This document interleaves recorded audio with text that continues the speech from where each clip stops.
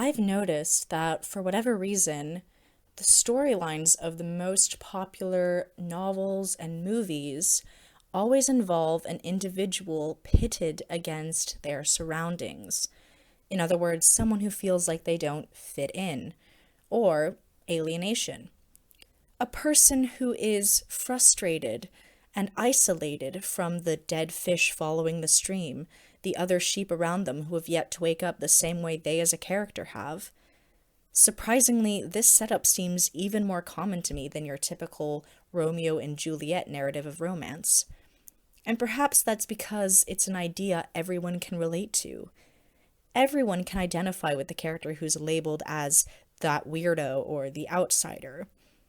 However, a lot of screenwriters and authors make things more interesting by leaving whether or not the individual themselves are corrupt or whether it's the society around them that is, up for discussion.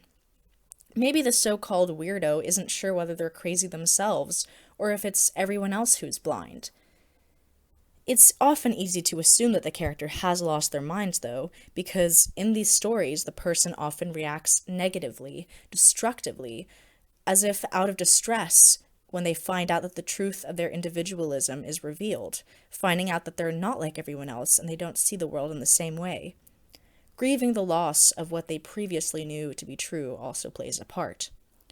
My favorite examples of these narratives are the movie American Psycho and the movie Trainspotting, which are the two I will be focusing on for the duration of this video. But don't forget that there are countless others employing the same concept, such as The Truman Show, Taxi Driver, the Joker movie that came out this year, which goes to show how timeless the archetype is. In fact, the premises of the story can be applied to virtually any movie ever, if you ask me. They are often morally ambiguous because the movie demonstrates what can happen when a person is dangerously isolated from society, like in the case of American Psycho or Trainspotting. Sometimes, if you awaken spiritually and realize you're different, then you acknowledge that everything is connected to each other, actually bringing you closer to fellow human beings. However, on the flip side, gaining knowledge and waking up about your surroundings, and other people haven't at the same time, can give you isolation and make you feel alone in your acquisition of the knowledge. American Psycho tells the story of someone spiraling in this way. It involves a 27-year-old investment banker, Patrick Bateman, a regular guy with a 9-to-5 job by day, and a narcissistic serial killer by night. He is a weirdo in the sense that he sees past the monotonous, flimsy tendencies of yuppies in his immediate environment. What's interesting is the fact that his killing spree is driven by the frustration of the materialistic, vapid friends and acquaintances surrounding him, not understanding him. His morning routine, one of the most famous, if not the most famous scene from the movie, establishes his characterization.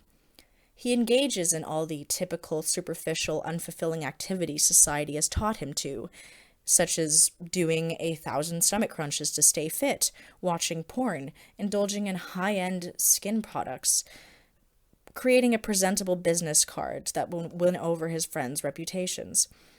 But his disconnection from the world is revealed in the following quote, which he says momentarily as he stares at his own reflection in the mirror, dropping the facade all of a sudden. There is an idea of a Patrick Bateman, some kind of abstraction, but there is no real me, only an entity, something illusory. And though I can hide my cold gaze, and you can shake my hand and feel flesh gripping yours, and maybe you can even sense our lifestyles are probably comparable, I simply am not there. Now, if this doesn't scream, I'm isolated from society, I don't know what does. He obviously feels deeply misunderstood from humans, to the point where he doesn't even consider himself to be human. I mean, he said that he simply isn't there, he doesn't even think he exists. But although he is depicted as bloodthirsty and decidedly insane, he is also possibly the only person in the entire city who is awake when it comes to seeing the vapid materialism society has descended into for what it truly is. The screenplay emphasizes how asleep everyone else is by portraying them all as gullible and oblivious to what's right in front of their eyes, and therefore asleep. Patrick Bateman is frustrated by the fact that he's awake among a sea of sleepwalkers.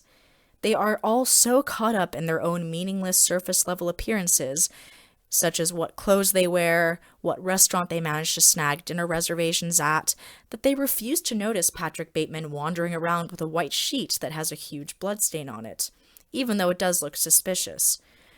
Nor is he particularly subtle or careful when it comes to disposing of bodies, nor handling interviews with detectives. And yet everything just goes straight over people's heads because they are so caught up in their own shallowness. For instance, when people see him smuggling Paul Allen's remains in a body bag, the only questions they stop to ask are, "Where did you get that bag?" Patrick will straight up say psychotic sounding things on several occasions, such as the part where he famously says, "I'm into, murders and executions mostly," after being asked what he does for a living by a model. It's as if he's wishing someone would hear him, but they just dismiss what he's saying as a joke, or ignore it altogether, or in some cases mishear it.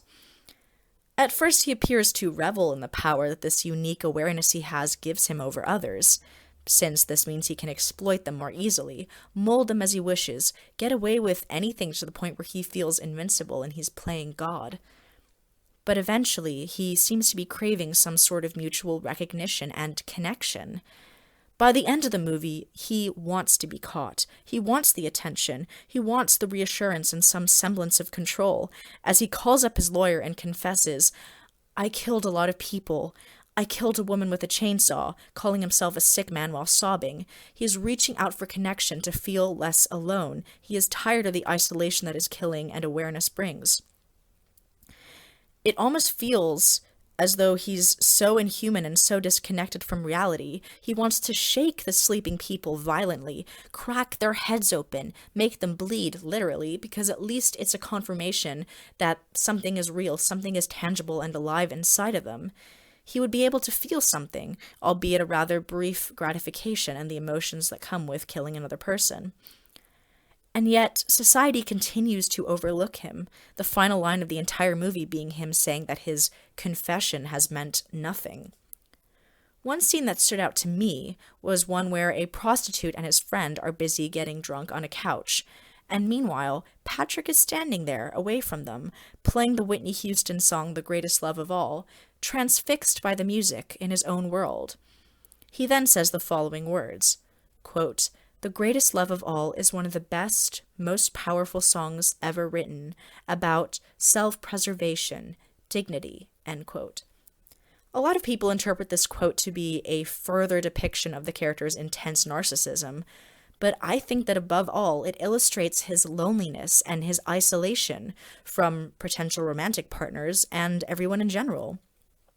Especially since the only reaction he gets from speaking so highly about the song is the woman reacting by saying, "You listen to Whitney Houston?" in disbelief, because, like everyone else, all she cares about is reputation. He resonates with the song, which talks about learning to love yourself being the greatest love of all, because he feels as though he is alone in the universe, the only person he could ever possibly love or care enough about to preserve or understand is himself. He is an individual fending for himself. The protagonist of the movie Trainspotting, another favorite of mine, is at the opposite end of the social spectrum from Patrick Bateman. Mark Renton is about as low as you can get, a drug addict and a criminal, a complete rebel from civilization. His specific poison of choice is heroin, and he is also surrounded by people identical to him in that they are also junkies. He tries to quit using time and time again throughout the film, but continues to fall into the trap of relapse due to the culture and environment he is surrounded by. This is partially due to the influence of friends with similar behavior who encourage drug use, but what I mean when I say the culture and environment he's surrounded by, I mean that his drug use is also a result of what Mark sees as the miserable, mundane existences that the normal Scottish citizens, who aren't full-time drug users, around him are leading. He obviously loathes the thought of a standard, boring, materialistic life the same way Patrick Bateman loathes it. The opening monologue of the movie sets the tone for the duration of it, which pictures him running away from law enforcement with the following voiceover playing in the background. Choose good health, low cholesterol and dental insurance. Choose fixed interest mortgage repayments. Choose a starter home. Choose your friends. Choose leisure wear and matching luggage. Choose a three-piece suite on hire purchase and a range of fucking fabrics. Choose DIY and wondering who the fuck you are on a Sunday morning. Choose sitting on that couch watching mind-numbing, spirit-crushing game shows, stuffing fucking junk food into your mouth.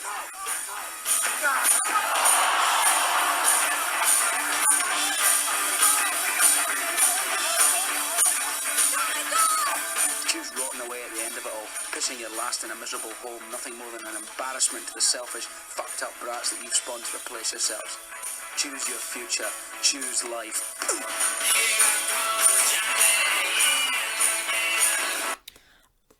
So, this is yet another example of someone as a protagonist who hates the setting of the movie. He hates the world around him.